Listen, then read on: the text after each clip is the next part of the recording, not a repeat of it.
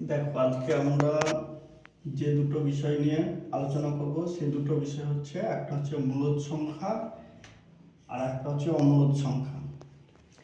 এইটা হচ্ছে ক্লাস 9 এবং সমস্ত কম্পিটিটিভ এক্সামের জন্য তোমাদের এই কোশ্চেনগুলো খুব ইম্পর্টেন্ট বা এই বিষয়গুলো জানা প্রয়োজন। প্রথমে আমরা জানবো মূলদ সংখ্যা কাকে বলে। এখানে যে সকল সংখ্যাকে p/q আকারে প্রকাশ করা যায়, যে সকল সংখ্যাকে p/q আকারে প্রকাশ করা যায় তা হচ্ছে মূলদ সংখ্যা। কন্ডিশন হচ্ছে p আর q কে পূর্ণ সংখ্যা হতে হবে, পূর্ণ সংখ্যা হতে হবে কোনগুলো, p আর q কে, এবং q নট ইকুয়াল টু 0 হতে হবে। মানে q মানে নিচে যেটা থাকবে হর, সেটা q কে 0 হলেও চলবে না। তারা হচ্ছে তোমাদের মূলদ সংখ্যা। যেমন 1 হচ্ছে একটা মূলদ সংখ্যা। যদি বলো কিভাবে, 1কে কিভাবে p/q আকারে লেখা যায়, আমরা লিখতে পারি 1 সমান 1/1। তাহলে এটা হচ্ছে p, এটা হচ্ছে q। তাহলে 1কে আমরা 1/1 আকারে লিখতে পাচ্ছি, যেখানে 1 হচ্ছে p এবং নিচে 1 হচ্ছে q। তাহলে 1 হচ্ছে আমাদের মূলদ সংখ্যা। যদি বলে 1/2, এটা কি, এটা একটা মূলদ সংখ্যা, কারণ এটাকে p/q আকারে লিখতে পারছি। pটা হচ্ছে 1 এবং qটা হচ্ছে 2। তাহলে এখানেও যদি -1/2, এটা হবে একটা মূলদ সংখ্যা, কারণ এটা p/q আকারে লিখতে পারছি। তাহলে প্রশ্ন হচ্ছে, 0 এই সংখ্যাটা কি মূলদ সংখ্যা হবে? এটা একটা মূলদ সংখ্যা। যদি বলো কিভাবে, তাহলে আমরা লিখতে পারি 0/1। আমরা 0কে 0/1 আকারে লিখতে পারি। এখানে 0টা হচ্ছে p আর 1টা হচ্ছে q। তাহলে p/q আকারে লিখতে পারছি।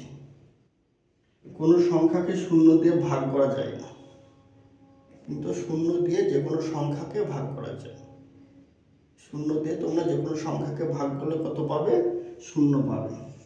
তাহলে এইটা কম্পারেটিভ এক্সামে আসে, যেটা 0 লেখা আছে, 0 একটা মূলদ সংখ্যা।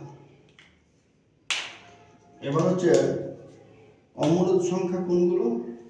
যে সংখ্যাগুলোকে p/q আকারে প্রকাশ করা যাবে না, সেগুলো হচ্ছে অমূলদ সংখ্যা। যেমন √2, √3, পাই, 0.1001 এই সংখ্যাগুলো।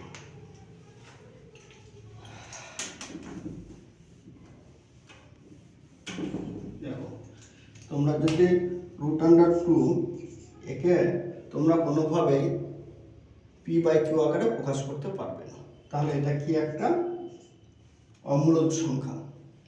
কিন্তু যদি বলি 9, এটা কি সংখ্যা? এটা তো √, আছে, তাহলে এটাকে আগে আমাদেরকে ভাঙতে হবে। এটা কি? 9 মানে 3। তাহলে এটাকে দেখো, আমাদের বর্গমূলটা যদি আমরা উঠাতে চাই, তাহলে বর্গমূলের ভিতরে যদি দুটো একই সংখ্যা থাকে, সেখানে কি আসবে? একটা সংখ্যা বেরিয়ে আসবে, তাহলে এটা 3 আসবে। তাহলে √9 যা, 3ও তাই।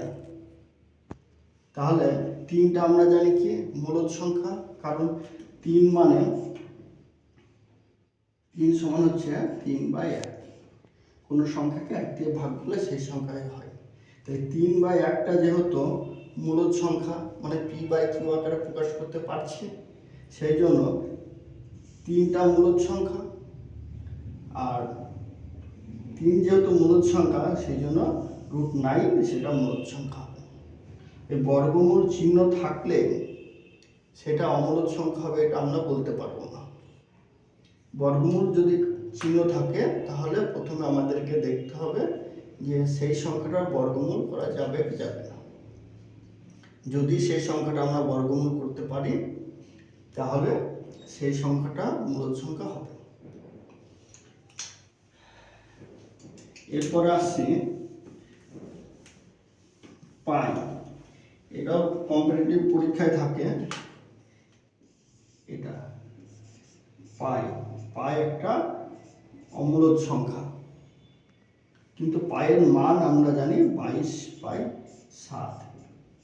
এটা আমরা ধরে নিই, পায়ের অ্যাকচুয়াল মান 22/7 নয়। আমাদের হিসাব ঠিক রাখার জন্য পাইকে 22/7 আমরা ধরে নিই, কিন্তু তোমরা জেনে রাখবে পাই একটা অমূলদ সংখ্যা।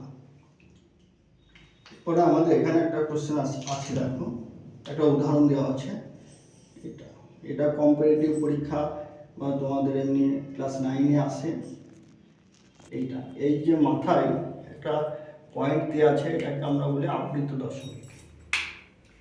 এটা তাহলে একটা মূলদ সংখ্যা না অমূলদ সংখ্যা আমাদেরকে বের করতে হবে। এই মাথায় দশমিক বা পূর্ণপণিক দেওয়া আছে, এর অর্থ হলো আমরা উপরে কীভাবে আমরা এটা p/q আকারে লিখবো সেটা আগে জানতে হবে। এটা হচ্ছে 1 আছে, 1 লিখবো, আর নিচে লিখবো আমরা কটার মাথায় পৌনঃপুনিক আছে, একটার মাথায়, তাহলে একটা 9 লিখবো। তাহলে 0.1 পৌনঃপুনিক, তার মানে হচ্ছে 1/9। তাহলে 1/9টা যেহেতু আমাদের মূলদ সংখ্যা, তাহলে এইটা আমাদের মূলদ সংখ্যা হবে। আবার যদি 0.1 ধরি, এর মানটা আমরা সবাই জানি। কীভাবে একে p/q আকারে লিখব?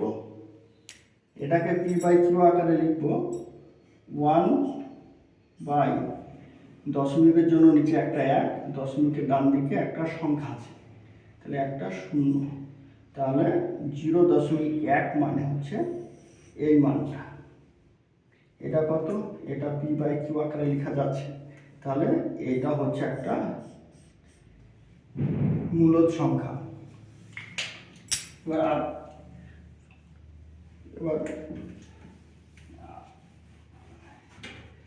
এবার দেখো আর একটা কোশ্চেন, 0.12 পৌনঃপুনিক। এটাকে আমরা কিভাবে p/q আকারে লিখব? দেখো আমরা এটাকে p/q আকারে লিখব, উপরে লিখব লবে, সংখ্যাটা লিখে দেবো, যা থাকবে সেই সংখ্যাটা আমরা লবে লিখে দেবো। হরে কি লিখব?